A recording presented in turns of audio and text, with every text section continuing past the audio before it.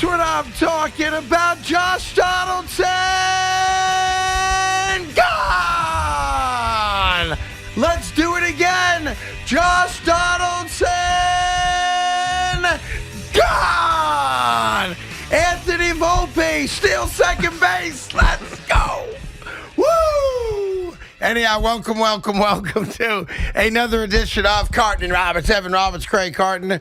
Unfortunately, we join you today under a burdened sky of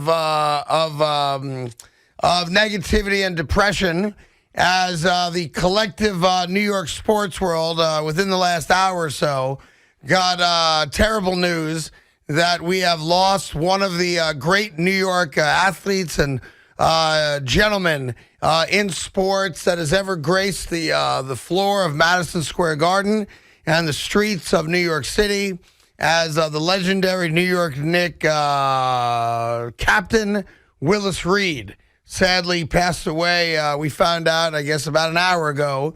He had a congenital heart issues over the last year and was rehabbing physically from problems associated with that. And at some point earlier today, he succumbed to those health problems. But Willis Reed lost his battle and his life at 80 years old, one of truly great New York athletes. I don't care who you root for. I don't care what era you grew up in. I never saw him play personally, of course. Evan Norm never saw him play, but he's Joe Namath. He's one of those guys that just transcended sport on a New York level. He's the captain. You know, when you hear the name the captain, there's a lot of names that come to mind, but for the Knick fan, there's only one. And it's Willis Reed. He was the face of a championship team, multiple championship teams. He was an MVP. He was a head coach. He was executive. And he was around. So even for me and you who never got to watch him play and see his greatness when he was out there, and unfortunately he retired very early because of injury issues. His career was over before he was 32 years old. But he was always around. He was a Knicks head coach. He was a Nets head coach. He was the GM of the Nets for 8 years. I remember as a kid meeting him at Continental Airlines Arena, and my dad was kind enough to tell me the story. He said, son, that's the greatest Knick of them all. That's a guy who was the NBA Finals MVP. That's a guy who no one thought would play in Game 7, and he walked onto that court, scored the first 2 baskets, and Walt Clyde Frazier was amazing in that game, but Willis Reed set the tone for Game 7. And then, oh, by the way, they went to another Finals a few years later and won another NBA championship. So when you grow up in this town, there's a few names you learn about very, very young, and one of those names is Willis Reed, the captain. Yeah, listen, it's a small list of guys. You know, the Yankees, of course, have more than anybody, dating back 100 years, of course. But the Mets have Tom Seaver. The Nets, I suppose, Dr. J, if you want to go back to the New York Nets, etc. But Willis Reed, I never saw him play. But like you just said, you grew up in New York. You heard about those great teams. And you knew the names like DeBusschere and Bradley and Reed and Monroe and, of course, Clyde. They represent a piece of our sports history, and it's a loss of a legend. When you walk into one of these arenas, specifically Madison Square Garden, for the very first time, and I even did this as somebody that's not a Knick or Ranger fan, I point up and I ask who's with me. Who's that, Dad? Yeah, of course. Who's that? Who's that? What's that banner mean? Who's number 19, Pops? And when you see number 19, you're going to get a story, and it's a story of being a champion. A 2-time NBA champion. I think he won the one MVP he won was in that 70 season where they won that NBA championship. He's a true icon of New York sports. And like I mentioned, even though he hasn't played a basketball game, think about this. In 50 years. I think 74 was his last year, if I'm not mistaken. So nearly, fact check me on that. I know he was done by 31, 32. His last game was 1974, played 19 games. So he has not played basketball in nearly 50 years. But he's always been around, coached the team, coached the Nets, coached in college, I think for Creighton, was an executive for a long time. Wasn't he the VP of the NBA Final Nets teams? Yeah, he was. He actually moved into a different role when Rod Thorne took over. And he made, look, we had Kenny Anderson sitting next to us. Yeah. The guy who drafted Kenny Anderson is Willis Reed. The guy who drafted Derek Colbin is Willis Reed. The guy who traded for Jason Williams is Willis Reed. I only add that because, look, his legacy is as a great player, but he did more than that. He was also a pretty good executive. He traded for Drazen Petrovic. So for the 18 Net fans, he was even a big part of our lives too. Yeah, it's just, listen, it's a sad day. It's a loss, of course. For many of you that are old enough to remember that usually call the fan only on Saturdays and Sundays, I know this is a piece of your childhood and your sports fandom. You know, it's like for Yankee fans when you lost Mickey Mantle, Joe D, guys like that. There's a generation of Knick fans that Willis Reed walked on water. I never got to appreciate it because I'm just not old enough to have seen him play. But Willis Reed was larger than life. If you grew up in New York, again, you're a Net fan. Willis Reed is larger than life because your dad would tell you stories about watching Willis Reed play. And there are not a lot of those guys, and sadly, they are dying. And, of course, our kids will have a different group of men and women, if you're a WNBA fan, I suppose, that you root for, that captured, your imagination and your fandom. But a sad day indeed as we lost Willis Reed. All right, outside of that, and by the way, by all means, if you want to call about Willis throughout the day, we will take those calls. Rick Pitino got introduced today as the head coach at St. John's. Don't want to spend a lot of time on it, but there's one aspect I loved. Other than St. John's center, who apparently is a stud, everybody else is gone. He essentially said that today. Nobody else can play for me, so you're all gone. I loved how honest Rick Pitino was. I watched it live. I guess the St. John's Twitter feed put it out there. Besides the audio sucking, so they need to work on that. You want to be a big-time program? Get that stuff right, all right? You got people clicking on the link to hear from Rick Pitino. I got to, hold my ear up against my tablet, but I heard enough. And what I heard from Rick Pitino, and this is weird to say because most college coaches come across as used car salesmen. Do you agree with that? Most of them do. A lot of them do, yeah. They come across like they're giving you the fake smile, they're giving you the fake speech. And they'll leave town like that. They're going to leave town like that, and they're going to sell you a bill of goods. Now, maybe Rick Pitino is just the greatest used car salesman of them all. I mean, he did that, didn't he, today? Yeah, he did. We're going to double ticket sales. We're going to double the gate at the Garden. But you know what the difference is? I mean, and how do you think Iona fans feel right now? Yeah, but you know what the difference is? At least with us in New York City, and for those that are St. John's fans, everything he said, he's going to do. Well, that's I the difference. Hope so, that's the difference, I think, between Rick Pitino of right now with St. John's and maybe other college coaches, and maybe even when you go in to buy a used car. He said a lot of really exciting things, and mark my words, and I don't say this as a diehard St. John's fan, I just say it honestly, he's going to do all of it. He's going to double season ticket sales. Yeah. He's going to change the entire roster, like you said. They're going to be packing Madison Square Garden in a couple of years. And I don't know if they're ever going to win a national championship, but there's going to be a discussion on this radio station about their chances of winning a national championship. By the way, they don't have to win a championship at any point of his tenure. They don't. They don't have to, no. No, what they have to do is get back to some level of respectability. They got to be a 20-game winner. They have to get to the tournament, win some tournament games to be relevant. But, Craig, here's my point. There's going to be a year where they get to the tournament as a 3 seed, and we're all going to be breaking down their chances of winning it all. Doesn't mean they will. It just means St. John's is going to be relevant in a way we haven't seen in multiple decades. So as I'm watching him today and holding my ear up against the tablet, I got to admit it. I believed everything he said because I believe all of it's going to happen. By the way, I think a lot of it's going to happen overnight, too. I think next year is going to be a dramatically different year. And then, of course, 2 other things, both baseball. Listen, I don't care if you like the WBC or not. Last night was stupid. Last night in a game that meant absolutely nothing to me whatsoever was stupid. Yeah, I agree. Giovanni Gallegos sucks. Let's just call him out on it. Can you get it out, Giovanni?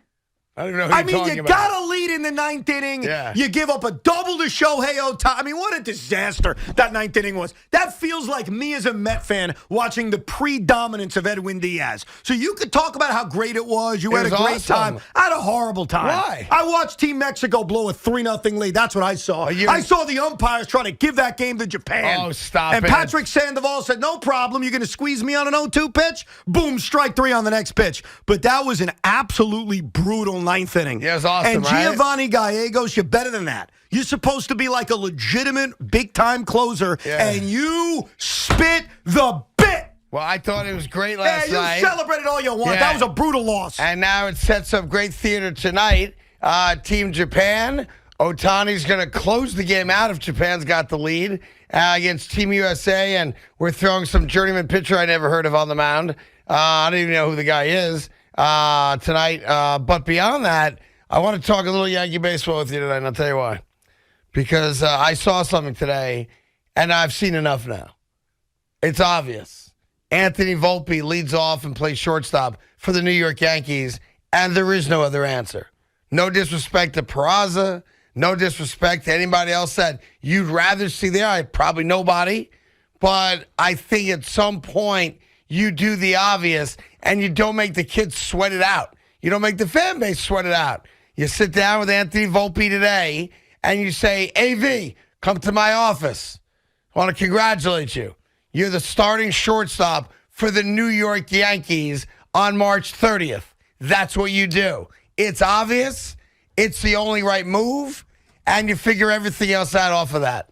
Anthony Volpe better be the starter. He won the competition. Yes, he did. If there was a true competition for the shortstop job, Anthony Volpe won it. And I agree with you. I mentioned this to you yesterday. I'd further this by not only making him the shortstop, by saying you're hitting at the top of the order. And yeah, it puts a lot of pressure on him, but you know what? So what? He's good enough. He's good enough. For years, really last year mostly with Judge, we looked at him in the batting order and said, is he really a leadoff hitter? Is he really a number 2 hitter? And the truth is, if you have enough guys that can get on base in front of him, you can bat him third. Yeah. Well, Anthony Volpe looks like a guy, and it's not just the batting average. It's the drawing of walks. It's the eye that he's showing. Get on base, steal second base, all of a sudden man in scoring position. Yes. Bunt, you're on third, or I hit the opposite way. 1-0 Yankees, let's go. I want Aaron Judge up with guys on base as often as humanly possible. And I thought that last year, maybe they didn't have enough guys, Craig, to trust to hit ahead of him. Right out the gate, you know what, Anthony? You earned it. You didn't only earn the shortstop job, you earned leading off. Go do it. Yeah, and by the way, I mean, you're going to steal some bases this year. Oh, yeah, definitely. It's going to be everything the Yankees have lacked over a long period of time, and that is youth, that is speed, that is guys getting on base. Better for Judge, obviously, and DJ and other guys standing later on in the lineup. You know what scares me? It's so obvious. Yeah, but you know what scares me? I'm going to tell you something that's going to bore you, but I need you. Don't be scared, Evan. Stay on the porch and get a dog. I need you to listen through the 15 seconds that you're going to be bored to understand where I'm going. I can try it in 10. Thank you. The Braves had a shortstop competition. Their young players, 2 of them, Vaughn Grissom and another kid, I forget his name, outperformed the veteran Orlando Arcia. Yesterday, the Braves announced Orlando Arcia is the shortstop. The other 2 are in the minor leagues. Because of money, I assume, but I mean... I don't know specifically why, but that kind of crap scares me. That you have a championship caliber team basically saying, yeah, we had a competition, but ignore all the numbers you just saw. By the way, Orlando Arcia doesn't make any money. Ignore the fact that Vaughn Grissom hit .350 in spring training. And, oh, by the way, had a productive year last year. Ignore that our other shortstop, and I apologize, I forget his name, Braden something. Ignore that he performed well in spring training. Put that out of your mind. Arcia is our guy. Now, what does that have to do with the Yankees? It may have nothing to do with the Yankees, but here's another competitive team that supposedly had a competition and awarded it to a guy that didn't earn it. It would be very difficult for the Yankee fan.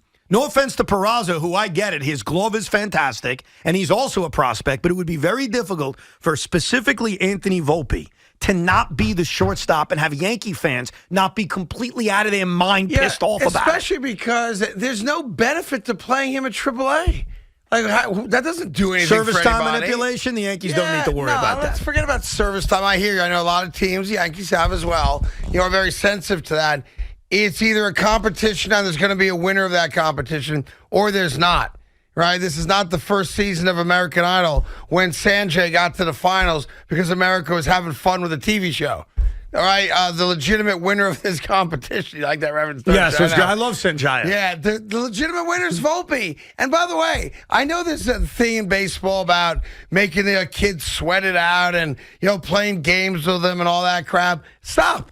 With the New York Yankees, act like the Yankees. He earned the job, give him the job, let him enjoy it. Okay. And by the way, let him get all the phone calls home, all that crap out of the way. A couple of years ago, Pete Alonso made the team out of spring training, and there was a thought that the Mets were going to manipulate service time on him. And Pete was livid about it, if I remember correctly, the year before. Right, because they didn't call him up in September. Right. Pete made the team out of camp. He had a tremendous rookie season, and even though he's going to be a free agent a year earlier than he could have if they manipulated it, I can tell you right now as a Met fan, no regrets. If the guy's good enough to be here right from the beginning, the Mets and the Yankees are both big enough market teams where they're going to pay the guys they want to keep. And it sends... Sorry. Well, I was going to say, and this is, I think, what you're about to allude to. Yeah. It also sends a bad message to the guys on that team that the best players are not up here.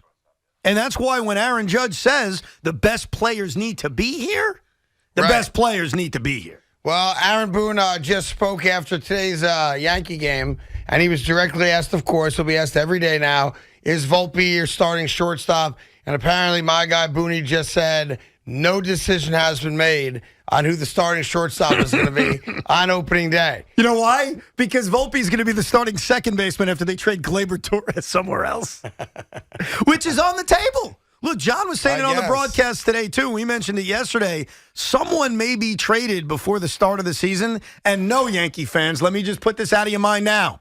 Josh Donaldson hitting 2 home runs against the Tigers at the Boss is not all of a sudden going to pique the trade interest of every team in Major League Baseball. I'll make that clear. We're on SNY. Hi, SNY. Evan is rocking the brand new shirt that says losing. It's a Philly thing. Yeah. Boy, that looks good on you, too. Nice. Thank you. Fits you nicely. Makes you look good and strong. Thank you. Yeah, that is the shirt we came up with CNC. Baseball and apparel, and they did a nice job dropping that off, and Evan's a model now. If. And by the way, I put it on Twitter.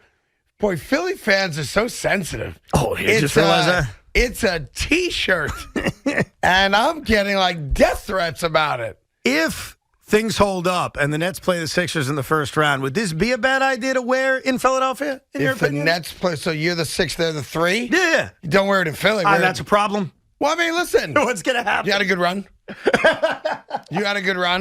It's it's funny. It's less obnoxious than Eagle games.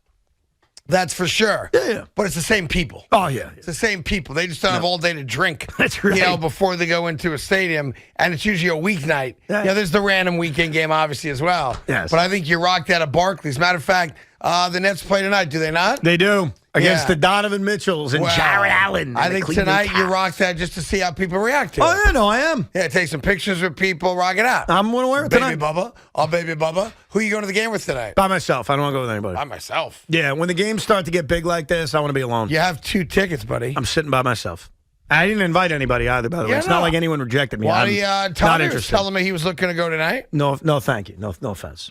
I'm going solo tonight. I made a decision. You have 2 tickets. I'm going by myself, and I want that extra seat empty for my bag. Why are you going to eat the ticket? Because I'm going to eat it, because I feel like it. Because I'm in a solo mood tonight. What about Bisaglia? He's Bisaglia. He's the only other guy I would have asked. He's busy. Bisaglia. He just had a child, so... I'm sure he's dying to get out of the house. I think he is, but I don't think his wife's good with that, so he's going to stay in. Call him up.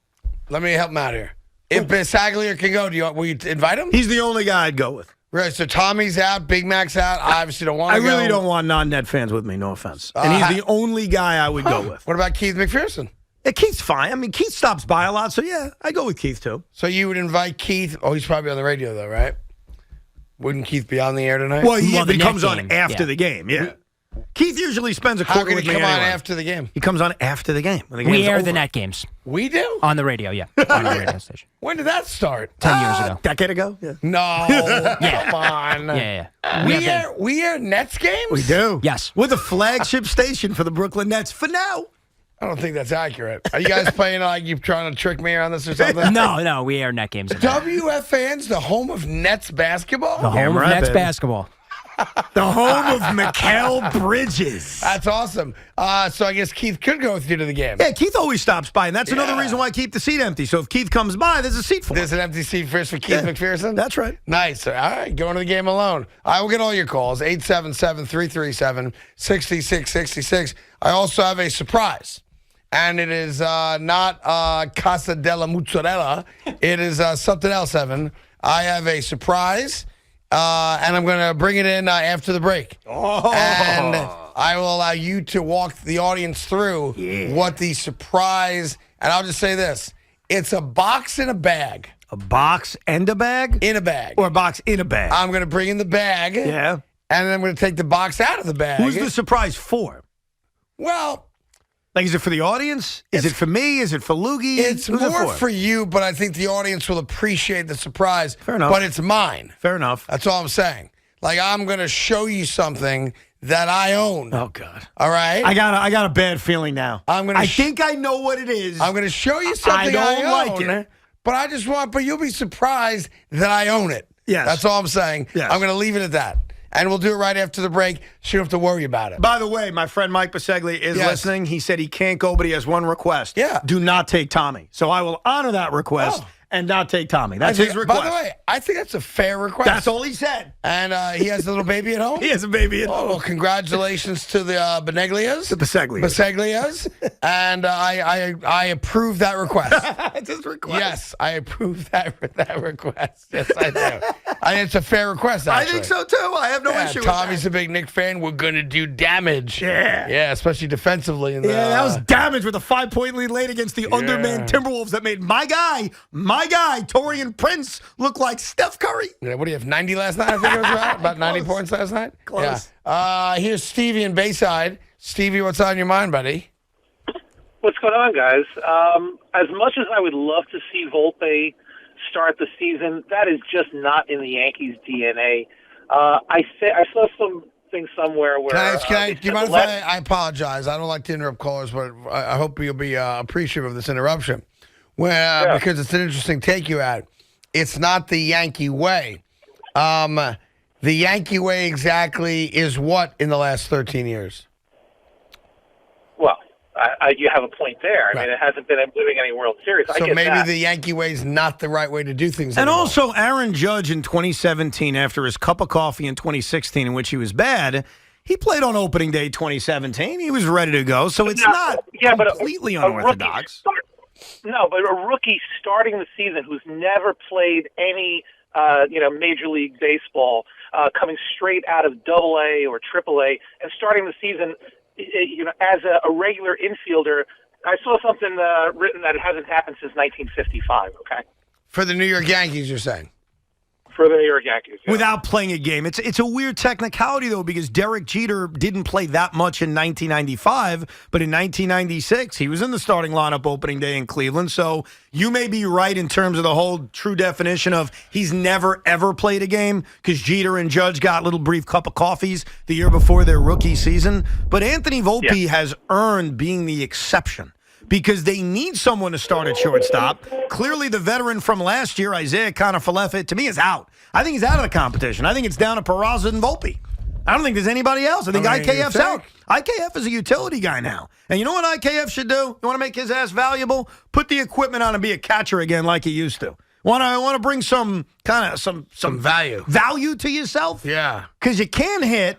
You're good defensively at third base. God knows about you in the outfield. You stink at shortstop. Go put the tools of ignorance on and be the third-string catcher. You do that, hey, guy deserves a roster spot. Listen, I always thought sports was about the best players play. I mean, that's really all it should be. If you've proven that over the course of now, 5 weeks, that you are the best guy at a specific position, you make the team and you play. I don't know why this is so complicated. I think it's very not complicated. I want to be clear. I'm not saying the Yankees are complicating it.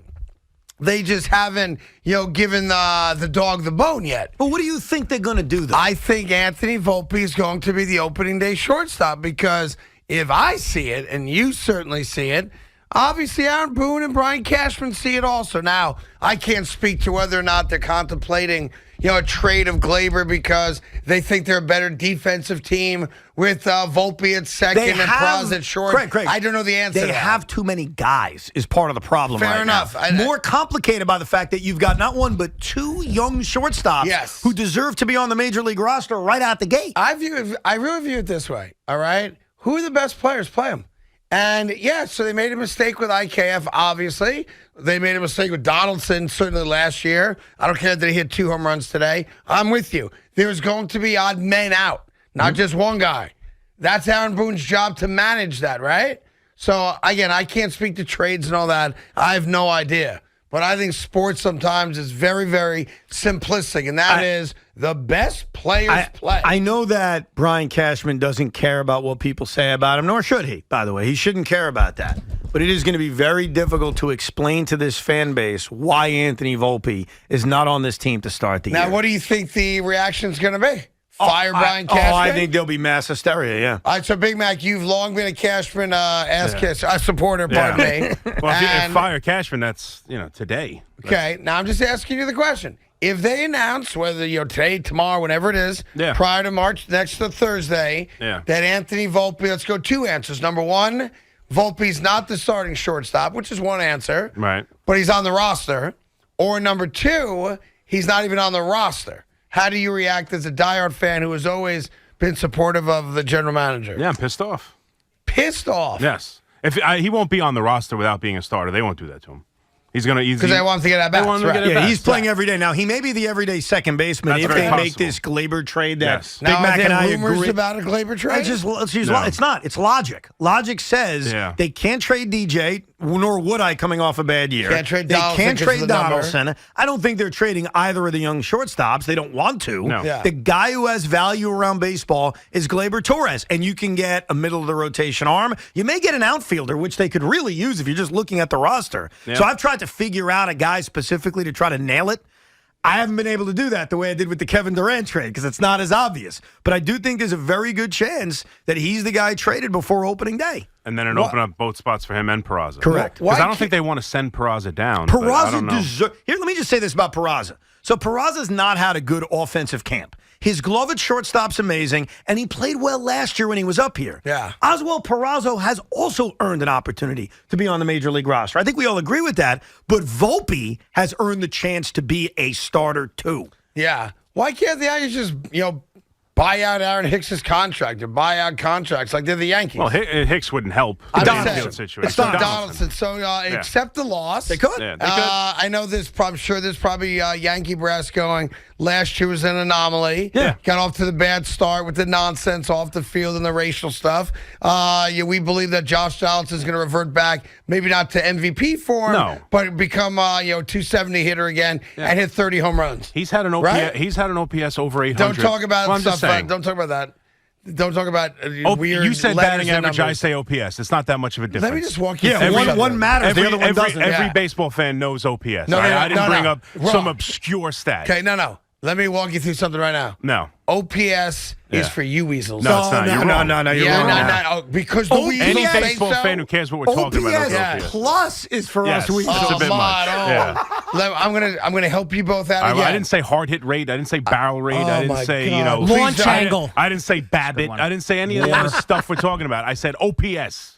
It's on base plus slugging. Everyone knows OPS is the most important stat in baseball for offensive players. And he's had an OPS above and nobody 800. knows how to calculate it or what it is. It's actually You pretty add two simple. numbers. It's It's slugging not that hard. on base. Nobody knows. Yes, they do. No, you're wrong. Body cares. The biggest stat in baseball is runs. Nobody even knows. Do I have more than the other team? Nobody even knows what a good number is for OPS. OPS. I don't even know what it's called. OPS. Nobody.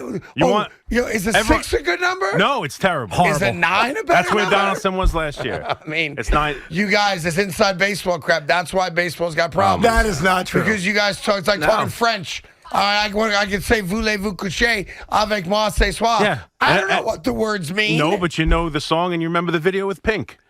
So Moulin Rouge, bang, holler at your boy. Exactly right. But I mean, please, can we just have an By the agreement? way, just one quick thing. Oswald Peraza's OPS last year when he was up here was over 800. There you go.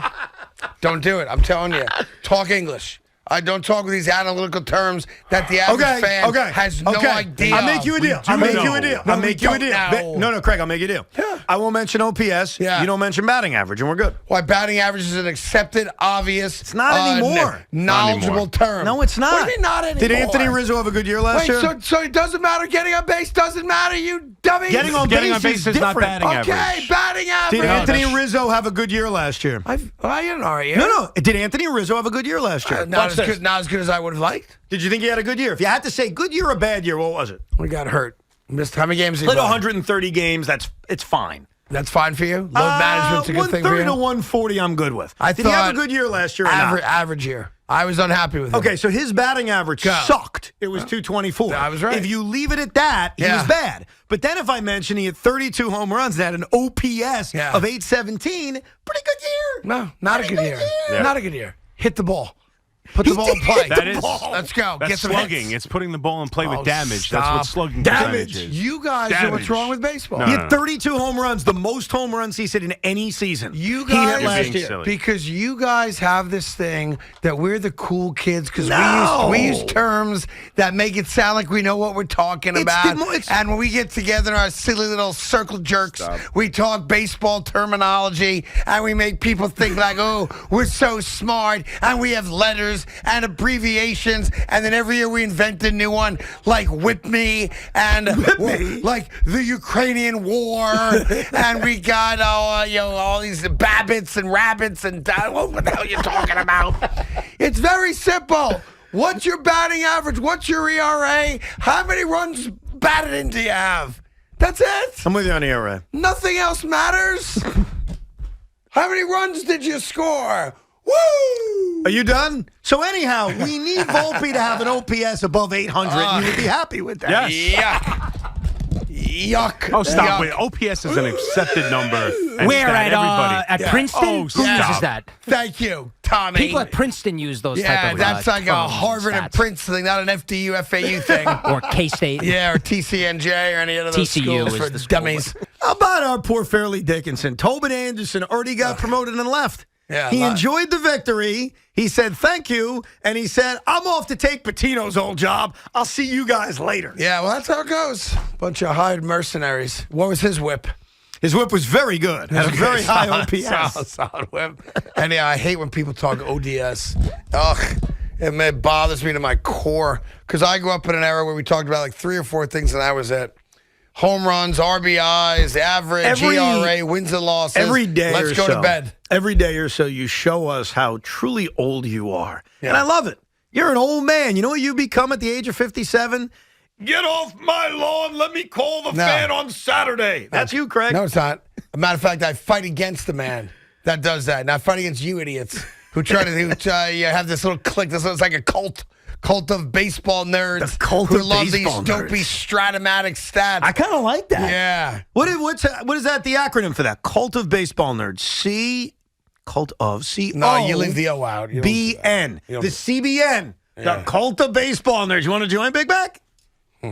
When you put it like that, no, not really. Why not? By the way, I should also I just want to be able to mention use OPS every what once in a you while. guys probably don't know, but because I'm a baseball insider, there's a benefit to the New York Yankees for Volpe being the starting shortstop right out of the spring.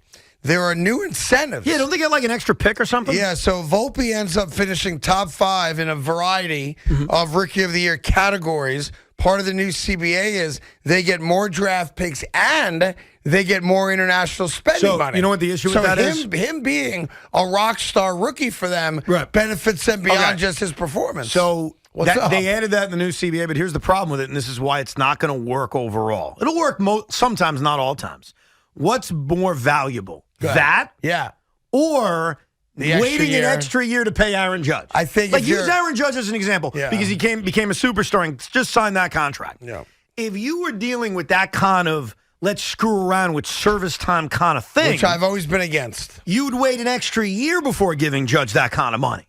So what's more valuable, waiting the extra year to have to pay a guy $40 million a year Nope. or the extra international money and the extra draft pick? You tell me. I tell you what, I think but before you give the answer to that, I think you have to make a part of the answer that, Volpe coming up early, and you getting all the extras that I just referenced there is based on the kid being a rock star. Yeah. So to me, I'm trying to win a World Series this year. And Volpe earning, high marks in a variety of categories, Rookie of the Year voting, average, whatever the hell it is, and that benefiting me also off the field in my ability to do the things we just discussed. Yeah, that's a no-brainer. No, but Craig, that's to me and you. I'm not sure I a think lot if of you're the Mets- owners and if- executives are going to think If that you're the way. Mets and Yankees, I think they're both in the same boat. The Cubs, the Dodgers, the Padres now. I don't care about the money. If I got to spend it, I spend The it. Yankees have manipulated service time in the past. You know that, every right? team has, Now, they yes. haven't done that with this kind of reward coming their way, but they've done it in the past. Yes. The question is, do these rewards make it valuable enough? Now, to a big market team, I agree with you. It shouldn't matter. To a small market team, hey, I'm going to lose that guy. That year matters. Yeah, well, good thing we're in a big market. I ain't got to worry about it. Now, if I'm the Pittsburgh Pirates, who cares? Well, the thing is, it's such a short amount of time.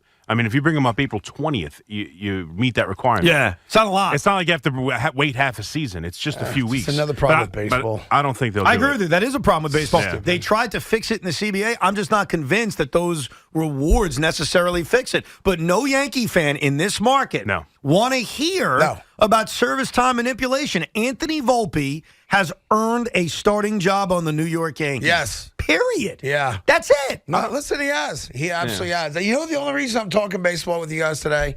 It's not because we came in right after the Yankee game. Can I guess? Part of it. Excuse me. Is it because Julius scored 57 and you lost to an undermanned Timberwolf team? I'm not quite sure. And we don't want to talk about that. No, I'll tell you what it is. Go ahead. It's the World Baseball Classic. I'm in love with it. Oh, yeah? I love it. I can't You get watched enough last of it. time? Yes, I did. Were you pissed like I was? No, I was happy. You were rooting for Japan? No. Then what were you doing? I love the competition. I love the agita. I love the clutch hit, the 3-run home run in the bottom of the 7th, 2 on, 2 out, 2 strikes, and one of the guys is going to be a rock star here one day takes the guy yard. The best part awesome. of this game, jokes aside, was Randy Arosarena's catch in left field. Flexing afterwards, right? If you missed it, he makes this leaping catch, takes a home run back, would have given them the lead or tied the game. I forget. I apologize. And after Rosarena makes the catch, he just stares. Yeah. Dead set, stares like I'm a badass. Kind of like we did when the ratings came out yesterday. Yes. He pimped his catch the way we pimp our ratings. And he just stood there. And what's cool about Randy Rosarena is why he plays for Team Mexico. He was born in Cuba. Yes. He defected. That's right. But he played baseball in Mexico professionally, fell in love with Mexico, and the culture, met a lot of friends there, and said, I want to play for them. And one thing about Cuba is there's a lot of Cubans that would want to play for their flag. There's a lot of Cubans who say, I'm not playing for that oppressive government. Sure. And congratulations to the Cuban catcher who right after that lost to Team USA defected to the United States is that of right? America. Yeah, listen, there's stuff like that, real life stuff going on for sure. And then one last thing about Randy Rosarena is that when they're making a pitching change, he started signing autographs. Yes. Like, that's everything right about baseball. And we need more of that in Major League Baseball. Guys who have that relationship with the crowd and are willing to be normal people, right, and not robots. Yeah, but in Randy's I love defense, it. Randy can't do that at home games Why because he not? plays for the Rays and there are no fans in the building. Well, so. that's okay. Fair enough. Fair enough. I feel bad. Fair enough. Bring him to New York. You know what you do? Maybe you go out there with 4 or 5 balls and you sign them and you throw them to the people in the upper deck. Yeah. I don't know. But I tell you, I love the World Baseball Classic. I loved it. I was just pissed. I was really rooting for Mexico, and that 9th inning made me feel like a Met fan You again. think Pete Alonso plays tonight, or is that going to be Goldschmidt? He could DH tonight, I guess. Is no one Arenado playing because he got hurt in the last game? So he may not be playing third base. And you know what Pete Alonso played in high school? Third base. Third base. Yeah, he's not playing third base there. at this level. Stick him over there. And he don't want him, and the Mets don't want him to either. Anyhow, I'm looking forward to seeing the highlights of tonight's game. Very much so. What does that mean? You're not going to watch it? I got to go to bed, man. 7 o'clock, man. Yeah, I'll watch the first couple innings, and then I'll go to bed. You know, you hit on something, though. You didn't mean to, but it's so true. I want to win tonight. I'm a proud American. Team USA, let's go. It is very disheartening to have Merrill Kelly, of all people. And he's fine. He had a nice year for the Diamondbacks last year. I don't mean to insult him. It is very tough to have Merrill Kelly and not Garrett Cole or Justin Verlander or Clayton Kershaw or Max Scherzer or Max Fried start that game. That's right. And so that's why Japan takes it more serious than us. Look at their rotation. They got Yu Darvish coming out of the bullpen tonight. They got Shohei Ohtani coming out of the bullpen tonight. No. They had Roki Sasaki pitch last night. He'll be a Met in 5 years. I think Yu Darvish is starting tonight. I think he's coming out of the bullpen. Well, you're wrong, but that's okay. Okay. Yeah, pretty sure about Okay. that. I mean, it doesn't matter. Who cares? All At the right. end of the day, they have better pitchers. Is he starting tonight? Yeah. Did you get that confirmed? What happened? Did you get that confirmed? Did I get it confirmed? I watch. I listen.